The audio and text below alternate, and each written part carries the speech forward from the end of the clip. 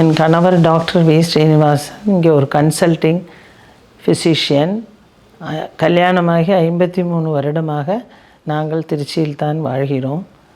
ஒரு பிரபலமான டாக்டர். எங்களுக்கு இப்பொழுது தான் 80 வயது டாக்டருக்கு முடிந்து எங்கள் 80வது திருமணம் முடிந்தது. மிக நல்ல ஊர் திருச்சி.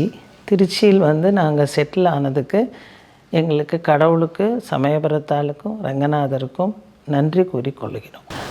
எனக்கு 70வது வருடம் கல்யாணமாகி வரும்போது 60க்கும் 70க்கும் ரொம்ப வித்தியாசம் இருந்ததாக தெரியவில்லை.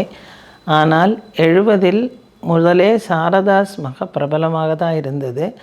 அதை தவிர இன்னும் கொஞ்சம் ஜவுளிகளும் இருந்தது. இவ்வளவு கூட்டங்கள் கிடையாது.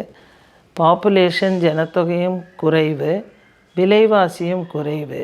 ஆனால் பிஸ்னஸ் மட்டும் நன்றாகத்தான் ஓடியது. என்எஸ்பி ரோடு என்றாலே முதலில் நினைவுக்கு வருவது இந்த ஜவுளி கடை தான்.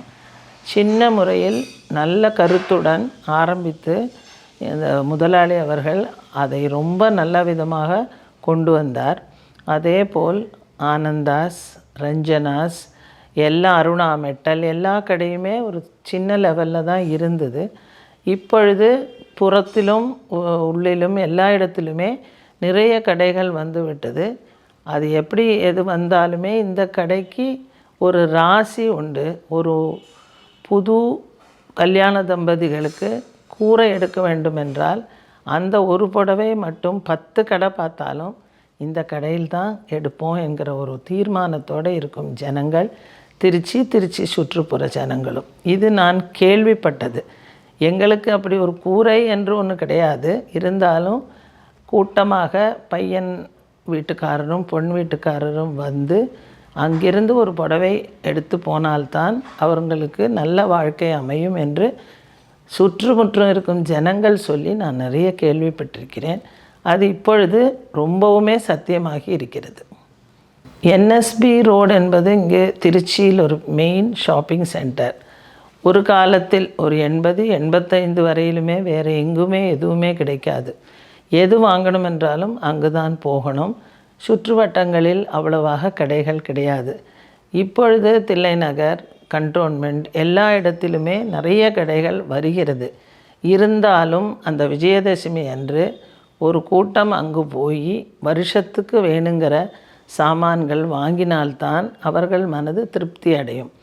அது அல்லாமல் அங்கு போனால் நிறைய சாப்பாட்டுக்கும் நிறைய ஜூஸ் கடைகள், சிற்றுண்டி கடைகள் இருப்பதால் அவர்கள் பசியும் ஆற்றிக்கொண்டு ஷாப்பிங் ஃபுல்லாகவே ஒரு நாளில் பண்ணி கொண்டு வர சௌகரியம் இருக்குது.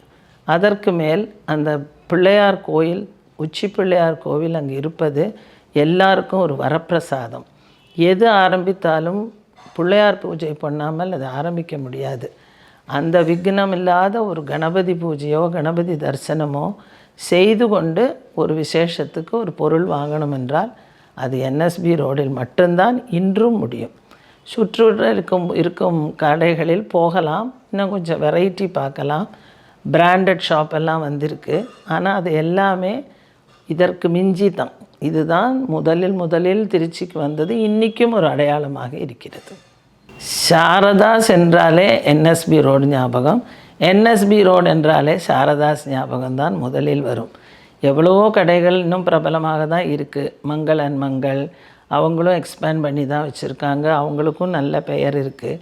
ஆனால் இந்த ஜவுளியை பொறுத்தளவு சாரதாஸுக்கு முதலில் அதை அங்கே ஒரு சின்ன கடையாக தொடங்கி படிப்படியாக அவர் நல்ல விதமாக கொள்முதல் எல்லாம் நிறைய மொத்தமாக வாங்கி வருவதால் அவருக்கு நிறைய லாபத்துடன் ஜனங்களுக்கு கொடுக்க முடிகிறது. அதனால் அதே ஒரு புடவையோ ஒரு துணிமணியோ மற்ற கடைகளை விட ஒரு 50 ரூபாய் அங்கே குறையுதுங்கும்போது குடும்பத்தோடு வாங்குறவர்களுக்கு அதுதான் ரொம்பவும் சௌகரியம். அவர்களுக்கும் லாபம் இருக்கும். ஆனால் அவர்களுடைய லாபத்தில் ஒரு பங்கு ஜனங்களுக்கும் கொடுக்க முடிகிறது. அதுக்கு மெயின் காரணம் அவ்வளவு இன்வெஸ்ட்மெண்ட்டு அவர் முதல்லேருந்தே நல்ல கருத்துடன் ரொம்ப ஜாகிரதையாக பார்த்து பண்ணியதனால் மட்டும்தான் வந்தது. ஜனங்களுக்கு எந்த ஒரு கடையை பேசினாலும் ஃபஸ்ட்டு திருச்சியை பற்றி பேசினால் சாரதாஸில் வாங்கின புடவையா என்று தான் என்னை கேட்பார்கள். தமிழ்நாட்டில் திருச்சியை பொறுத்தளவு சாரதாஸ் ஃபஸ்ட்டு சாரதாஸ் தான் ஜவுளி கடைக்கு.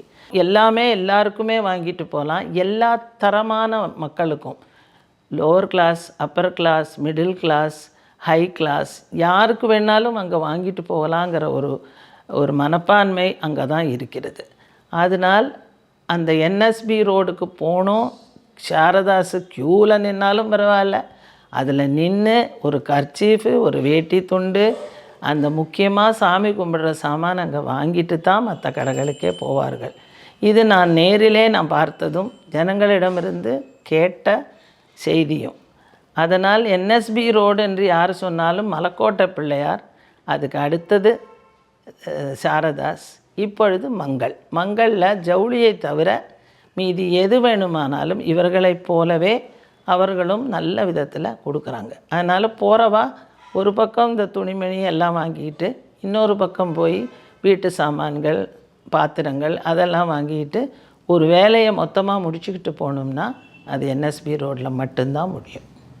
1970 எனக்கு கல்யாணம். 71வது வருடமே நான் இங்கே வந்து விட்டேன். இங்கே வந்ததுலேருந்து எல்லாருமே எது வாங்கினோம்னாலும் சாரதாஸுக்கு போங்கன்னாங்க. முதலில் நான் போகும்போது எனக்கு தெரிஞ்சு அங்கே இந்த ரங்கநாதன், ரங்கராஜன் 2 பேரும் இருப்பா.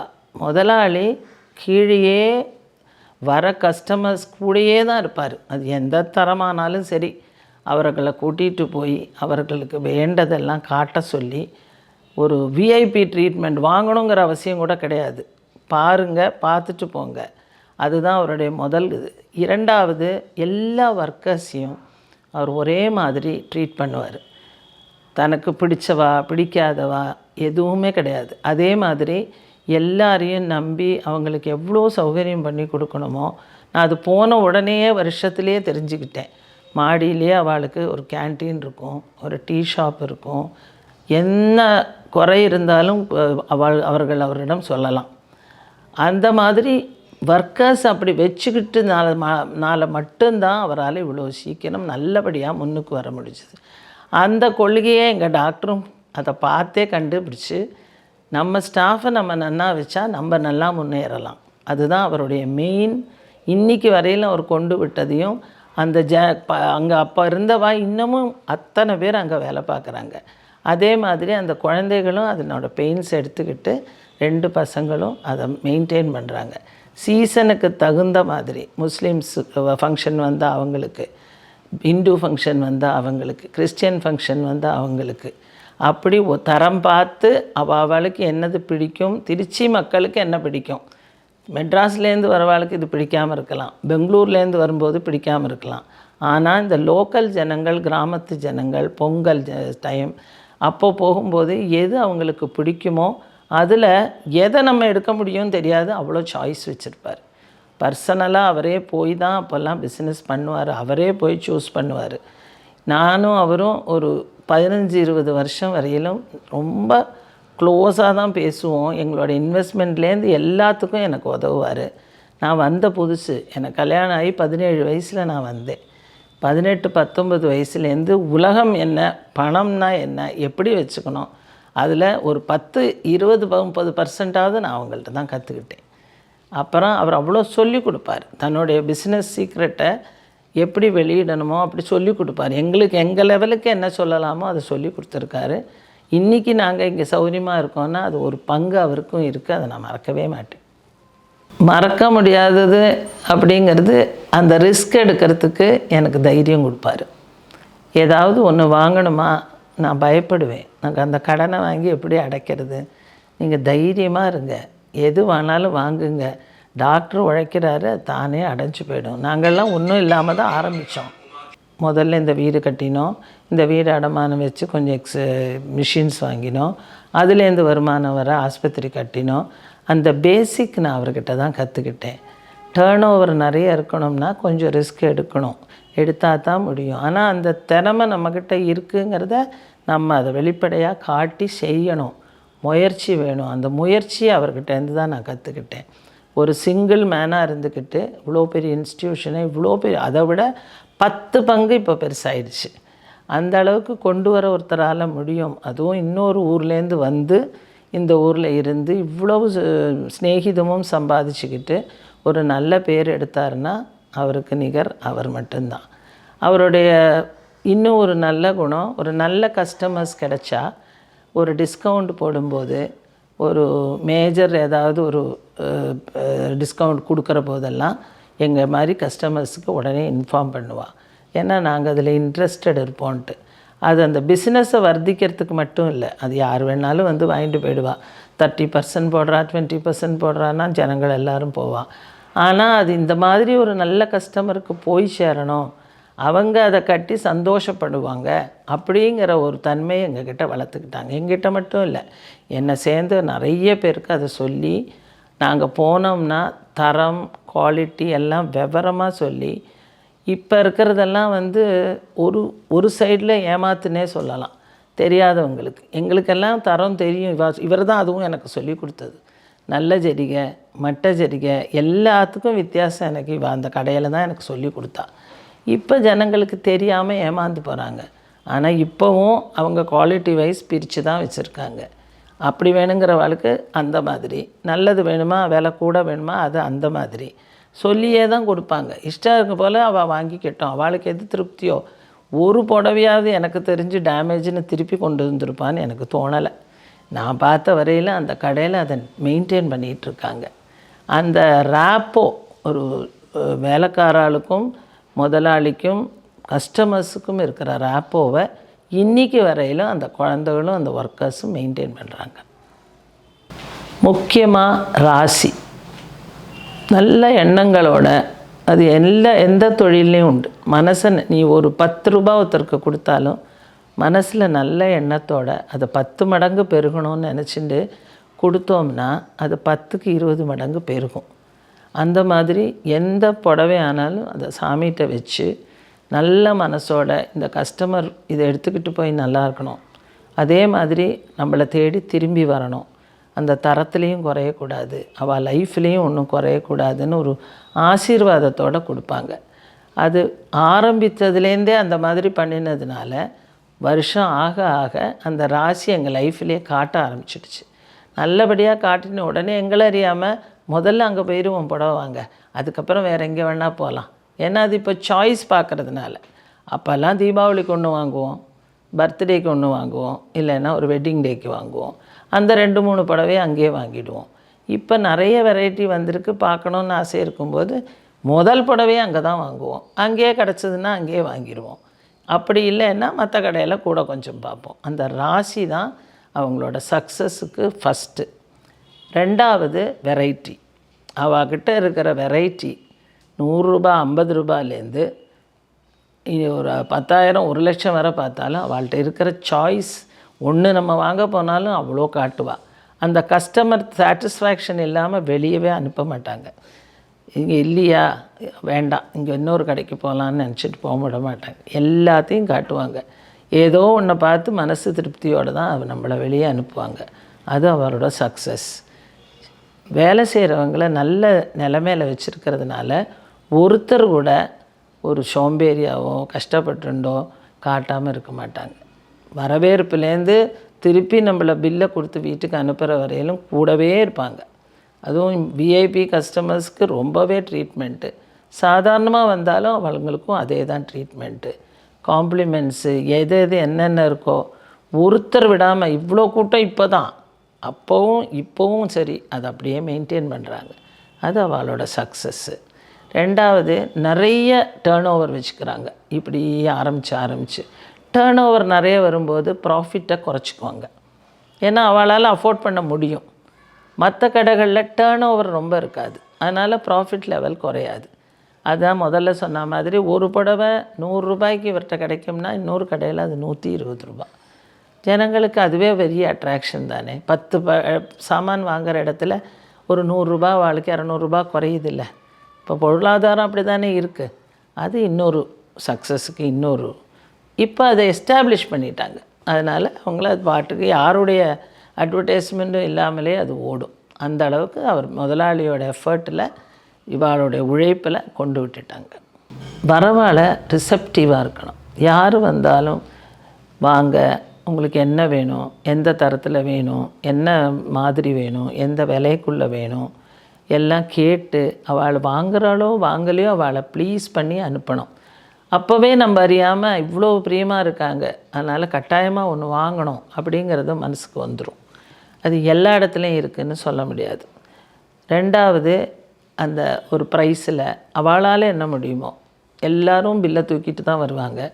ஏதாவது ஒரு டிஸ்கவுண்ட் கொடுங்க, ஒரு கன்செஷன் கொடுங்க, ஒரு 3%, ஒரு 5%, ஒரு 10%. ஏன்னா அதில் முனைஞ்சு வேலை செய்கிறவாளுக்கு தெரியும் எவ்வளோ கொடுத்தா அவளுக்கு அஃபோர்ட் பண்ணலான்னு. அது கட்டாயம் கொடுப்பாங்க. தெரியாதவங்களானாலுமே முடிஞ்சதை கட்டாயம் கொடுத்துருவாங்க. ரெண்டாவது, அவங்க போட்டிருக்கிறதே கன்செஷன் ப்ரைஸ் தான். அவள் வாங்கி அது இன்ன விலைக்கு விற்கலான்னு டிசைட் பண்ணி அதுலேயும் டிஸ்கவுண்ட்டு போட்டு தான் அவங்களே லேபிளே ஒட்டி வச்சுருக்கிறது. அப்படி தான். அதுக்குனால அந்த விலை குறைவு, தரம் நல்லது, வெரைட்டி நிறைய, இந்த மூணுமே அவளை பூஸ்ட் பண்ணி விட்டுருது. இப்பொழுதே நல்ல நல்ல தரத்துக்கு தான் வந்திருக்காங்க. நல்லா எக்ஸ்பேண்ட் பண்ணி விங் எல்லாம் தனித்தனியாக போட்டு இப்போ நிறைய வெரைட்டிஸ் அவைலபிளாக இருக்கிறதுனால இப்போ கொஞ்சம் கொஞ்சமாக பிராண்டடையும் கொண்டு வந்துட்டாங்க. அவங்க டோட்டலாக ஹோல்சேலாக வாங்கி கொடுத்துக்கிட்டு இருந்தாங்க. அப்புறம் ஷோரூம் தனித்தனியாக இருந்தது. இப்போ இவாள்கிட்ட போனாலே வெரைட்டியும் கிடைக்கிறது. அதனால் ஒரு நல்ல கார் பார்க்கு எல்லா சௌகரியமும் அதுக்குள்ளே இருக்கிறதுனால நல்லா தான் இருக்கும். அதே மாதிரி நல்ல இயர்லி ஒன்ஸ் நல்ல டிஸ்கவுண்ட் போட்டுடுறாங்க. ஆடி அதில் போடும்போது பழையது எதுவும் இருக்கக்கூடாது. பழசு ஸ்டாக் இருந்தால் தான் அவள் பேர் கெட்டு போகும். அந்த பழைய ஸ்டாக்கை அவங்க வச்சுக்கிறதே இல்லை, கொடுத்துட்றாங்க ஒரு நல்ல ரேட்டுக்கு. அதுக்கு மேலே கோயில்களுக்கு நிறைய செய்வார் அவர். பெரியவரே அவ்வளோ செய்வார். எங்கே போனாலும் எந்த கோவிலுக்கும் அந்த கோவில் வேலை செய்கிறவாளுக்கு எல்லாருக்கும் அவரோட துணிமணியும் இந்த தீபாவளி அன்றைக்கி அவரே உட்கார்ந்து கொடுத்ததை நான் பார்த்துருக்கேன். முடியாமல் போய் இப்போ குழந்தைகள் பார்த்துக்கிறா, அவ்வளோதான். ஆனால் அவரே இருந்து நல்ல மனசோட அந்த கோவிலுக்குள்ளே இருக்கிற கட்டடங்களுக்கு என்னென்ன வேணுமோ, பராமரிப்புக்கு என்ன வேணுமோ, எந்த கோவிலில் போனாலும் அவளோட பேனர் இருக்கும். அவ்வளோ அவர் தன்னுடைய ப்ராஃபிட்லேருந்து சாக்ரிஃபைஸ் பண்ணி அவ்வளோ பண்ணியிருக்காங்க. அதனால் இதை அந்த குழந்தைகள் இதையே கண்டினியூ பண்ணி அவர் சொல்லி கொடுத்த வழியிலேயே அந்த ஃபுட் ஸ்டெப்ஸையே ஃபாலோ பண்ணி அப்பப்போ வரும் நாகரீகமான வரதெல்லாத்தையும் போட்டிருந்தாலே அந்த கடை எங்கேயோ தான் போயிடும். அதே தான் அவர் என்ன பண்ணிக்கிட்டு இருக்காரோ அதையே அந்த குழந்தைகள் அந்த இதை ஃபாலோ பண்ணுவாள். அவர் முடியாமல் இருந்தாலும் அவர் அங்கேருந்து இவருக்கு வேணுங்கிறதெல்லாம் இவளுக்கு சொல்லி தான் கொடுப்பாரு பிஸ்னஸ் பற்றி. அண்ட் அவர் கூடயே இருந்தவா இந்த இப்போ இருக்கிற பசங்க ஒரு 4-5 பேர் அவர் கூடயே இருந்தவா தான். அவள் எல்லாரும் அவருடைய கொள்கையை இவாளுக்கு பரப்பின்னு இருக்கா. அதனால் இந்த குழந்தைகளுக்கும் அது என்னன்னு புரியும். அவள் கொஞ்சம் டிவியேட் பண்ணினா கூட இவள் சொல்லி கொடுத்துருவாள். இவள் சொன்னால் அதை கேட்குற மாதிரி இவாளை வச்சுன்னு இருக்கா. இவாளும் அப்படி இருக்கா. அதில் ஒரு எக்ஸாம்பிள் தான் எனக்கு ரங்கநாதனும் ரங்கராஜனும். எனக்கு தெரிஞ்சு நான் இந்த ஊருக்கு வந்ததுலேருந்து அவள் இருக்கா. ஒரு 2 ஒர்க்கர்ஸ் ஒருத்தர் கூடயே இத்தனை வருஷமாக இருக்கணும், இன்னமும் விசுவாசமாக இருக்கணும்னா அதுக்கு பின்னால் இருக்கிறது அவளை அவ்வளோ நல்லா கவனிச்சுக்கிறான்னு தானே அர்த்தம். அந்த அர்த்தம் இருக்கிறவா நிறைய பேர் இருக்கா. அது இருக்கிறவாளை இப்போ இருக்கிற ப்ரெசன்ட் ஜெனரேஷன் அதை நம்பி அவள் போக்கிலேயே பார்த்து அவள்கிட்டேருந்து கற்றுக்கிட்டு இவங்க இதை ரன் பண்ணினான்னா இன்னும் மேலும் மேலும் இப்போ மாடர்ன் ஐடியாஸ் அவளுக்கு நிறையவே இருக்கும். அதெல்லாம் அதை எக்ஸிபிட் பண்ணினான்னா கடை ரொம்ப மேன்மையாயிடும்.